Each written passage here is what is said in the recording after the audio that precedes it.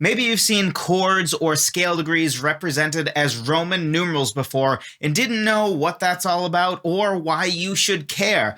If so, this is the video for you.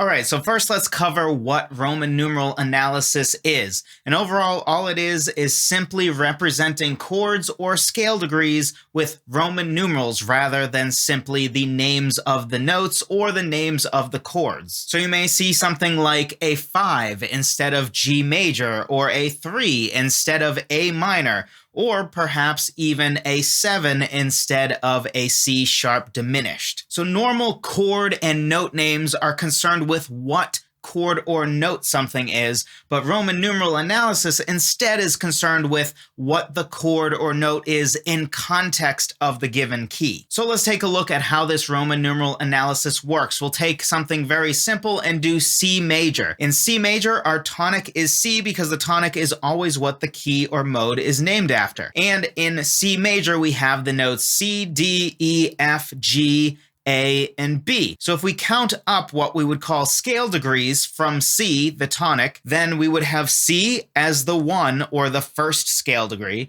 D is the second scale degree or the 2, E is the third scale degree or the 3, F is the 4, G is the 5, A is the 6, and B is the 7. So now, if we represent those by Roman numerals instead of by simple numbers, we would get something like this. So what do Roman numerals get us that numbers don't?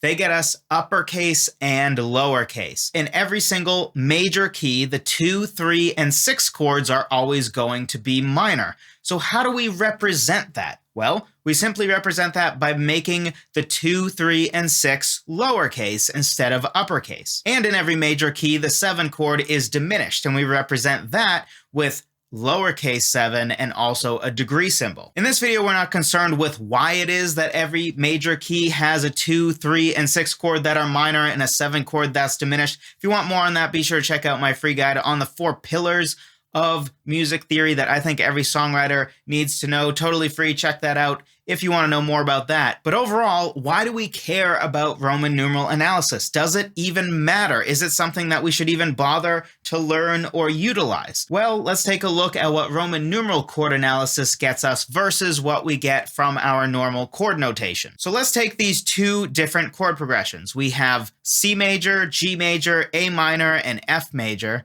And then we also have D major, A major, B minor, and G major. On the surface, those two chord progressions seem completely different. They share only one chord in common, and it's not even in the same position in the chord progression. But what if we actually take a listen to these chord progressions?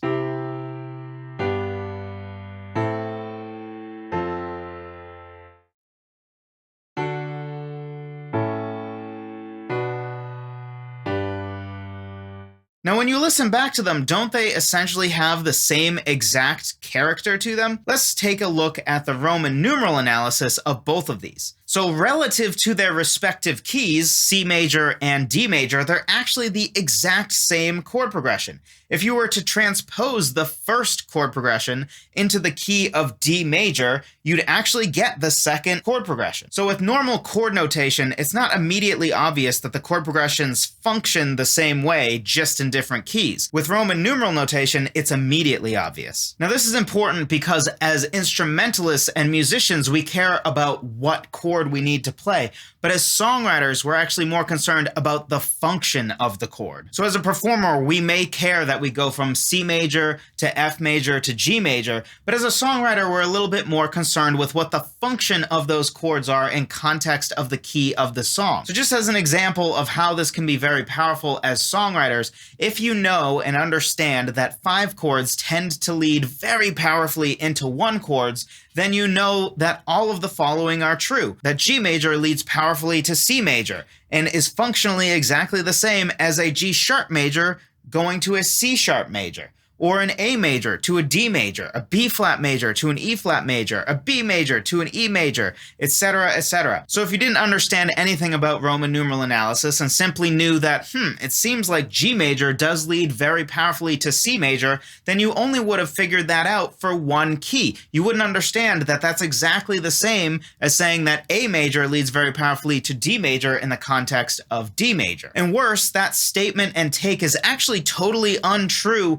without context. So it's only true that G major will lead very powerfully to C major and feel very resolved in the context of C major. In fact, even if you had a song in G major, which does contain a G major chord and a C major chord, and only is off from C major by one note, C major has F natural and G major has F sharp, in that context, a G major chord to a C major chord would sound completely different. It's the exact same two chords, but because of the context of the key, that actually would sound totally different. And if you understand Roman numeral analysis, you would understand that this is because in the context of C major, a G major to C major chord transition is a 5 to a 1.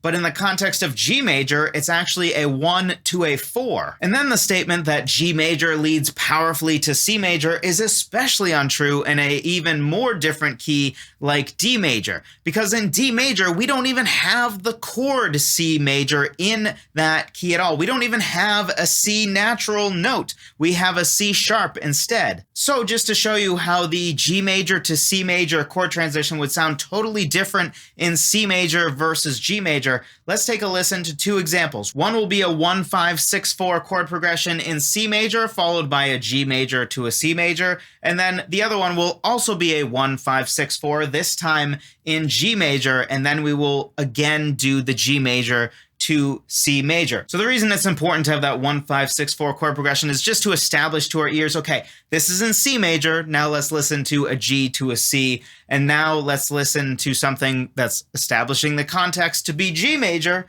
and then it goes from, again, a G to a C.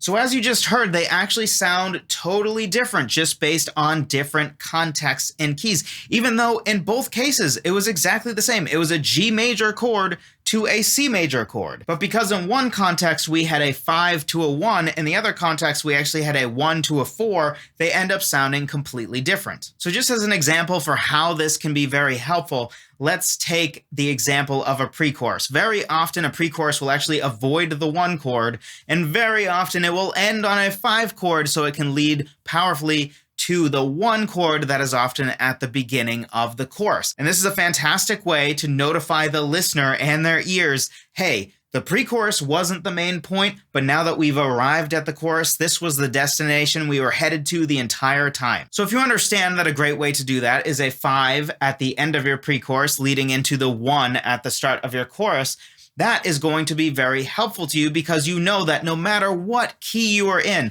let's take A major. In A major, a 5 to a 1 is going to be an E major to an A major. You'll understand that. If you just understood that G major to C major has that powerful sound and really feels like, oh, this has arrived, and then you tried it in the context of A major, it would sound terrible. Why? Because those chords aren't even in A major, and certainly they don't have the same job in the context of A major or the same sound in the context of A major as they have in C major or G major. So the same effect that G to C gets in the context of C major, which is 5 to 1, is exactly the same as E major to A major in the context of A major, because again, it's 5 to 1. So if we just looked at the normal notation of chords, none of this is immediately obvious. It doesn't actually tell us what is the function of this chord in the context of the key in the way that Roman numeral analysis does. So Roman numeral analysis is probably not going to be as helpful when it comes to writing out music for somebody to perform, and it certainly also is probably not how you're going to think of your song as you're playing it. But when it comes to writing music, understanding Roman numeral analysis is going to be way more helpful to you than just understanding what a C major chord is versus what a D major chord is versus an E minor chord. Because what ultimately matters in how your music sounds is what chords you're utilizing and what their job is in the context of the key that your song is in, not just the chord in and of itself. Even something as simple as saying C major chords sound happy is actually not entirely true. It again depends on the context. If you just throw a C major chord in the middle of a song that's in C sharp major, it probably won't sound happy at all. It will just sound gruesomely wrong and will sound very off and disconcerting, even though it's just a C major chord, which we think of as being happy and pleasant sounding, because context is everything in music. So hopefully this was helpful to you, and if it was, something else you'll likely find helpful is my free guide on the 4 pillars of music theory that I think every songwriter really needs to know, that is most helpful for songwriters when songwriting, and that covers first, intervals, because intervals are at the basis of almost all important music theory. And then from there, it covers keys, which are very important, as we sort of covered here. And then chords and chord progressions in context of keys, because again, understanding the different sounds you can get from chords, it's way more important to understand Roman numeral analysis than it is to simply understand what a C major chord is versus a G major chord. So we're talking about chords in context of keys in that guide. So be sure to check that out. songwritertheory.com/music theory guide. Thank you so much for watching. I appreciate every single one of you. I'll talk to you in the next one.